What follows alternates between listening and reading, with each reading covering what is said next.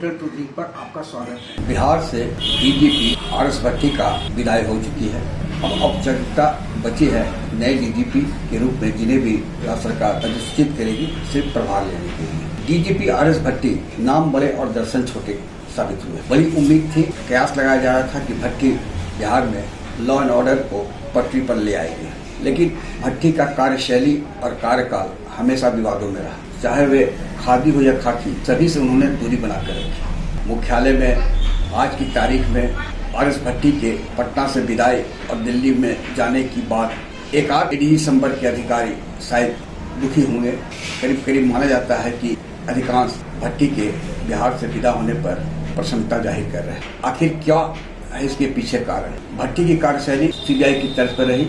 जिन्हें उन्होंने अपने टीम में शुरुआत में रखा वे सफल नहीं हुए और एक एक कर अधिकारियों से दूरी बनती चली गई। आर.एस. भट्टी करीब पौने 2 साल तक बिहार के डीजीपी के पद पर रहे।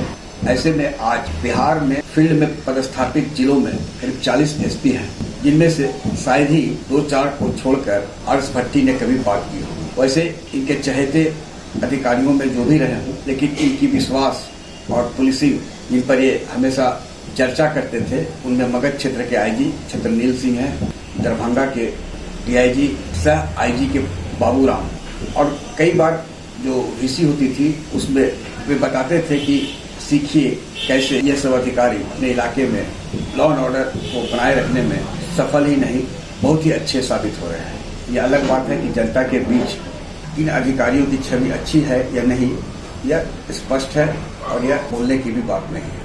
दूसरा जो आर.एस. भट्टी का एक बड़ा कारण रहा फेल्योर का, वह था इनका पुलिस ऑर्डर 325-23, जिसमें इन्होंने दरोगा राज और सुपरविजन उद्योग पर अंकुश की जगह और बढ़ावा दे दिया। इंस्पेक्टर संपर्क के अधिकारियों को और डीएसपी संपर्क के अधिकारियों को जो छूट इन्होंने दिया, उसके कारण पुलिस महकमा में जो चेक एंड बैलेंस सिस्टम था वह ध्वस्त हो गया।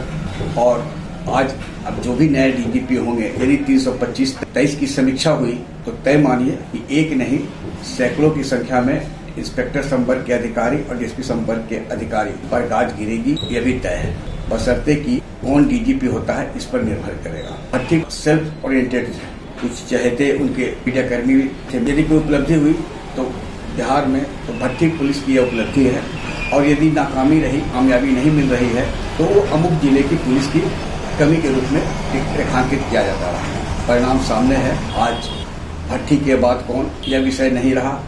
अब जो भी होंगे राज्य सरकार ने नाम संभवतः तय कर ही रखा होगा।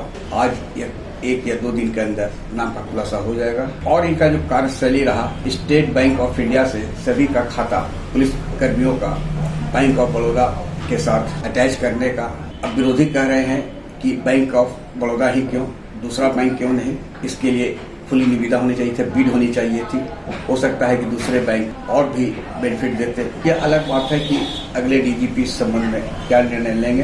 डीजीपी भट्टी का यह निर्णय कि स्टेट बैंक से खाता दूसरे बैंक में स्थानांतरित करने का क्या असर पड़ेगा पुलिसकर्मियों पर, कि यह संख्या लाखों में है, उसका भी समीक्षा हो सकती है। अगले डीजीपी कर सकते हैं। तय है कि आर.एस. भट्टी के लिए नाम बड़े और दर्शन छोटे बिहार का डीजीपी का कार्यकाल रहा। आग्रह है कि इस वीडियो के लिंक को लाइक, शेयर, सब्सक्राइब अवश्य करें। धन्यवाद, नमस्कार।